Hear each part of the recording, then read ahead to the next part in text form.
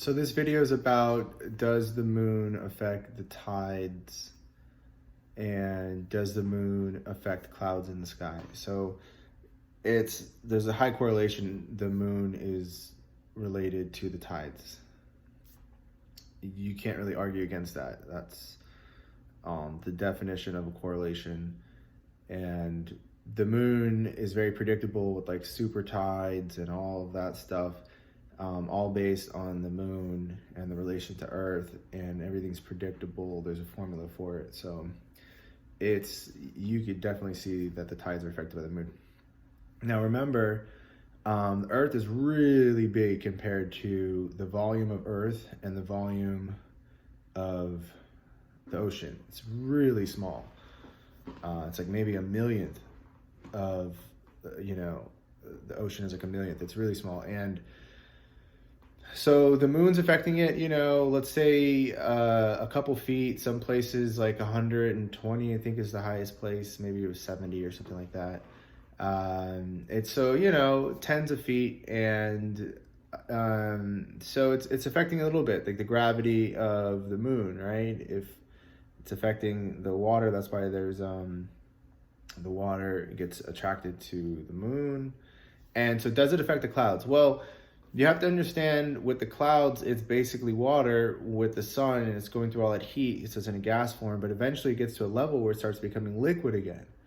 So if the moon's affecting, the Earth, the water on the Earth's surface at sea level, 100 feet, maybe it's affecting it another 100 feet at least, maybe 120. It's a little bit higher up. The gravity is a little bit less, but not by much. It's not going that high up relative to the gravity field.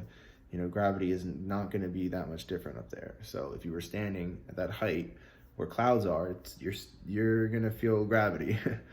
And, try doing some body weight squats. And you'll feel it. There'll be less oxygen up there. We'll have an oxygen mask for you. We're going to say everything being equal. We just want you to feel the difference of the force, and it would be relatively the same. So the water is going from, a gas, like a vapor, so it's getting into a liquid level, and it's kind of up there, so it has this weight to it. So yeah, it's affecting it, but it's not really affecting the formation of what it is. It's just doing a shift. It's a little bit higher, so it's pulling it up. There is an effect of pulling it up, but it doesn't affect the formation. It's just like a tidal pool in the ocean. Like it's being shifted, or there's less water there because of gravity, but that's still happening locally. There's still a local current in the water and what's happening. Even like a boat passing by and the ripples, like everything shifted up to the moon a little bit, but it's still being affected. Its formation is being affected by what is happening locally in that cloud. So that is the moon's effect on the tide and the clouds.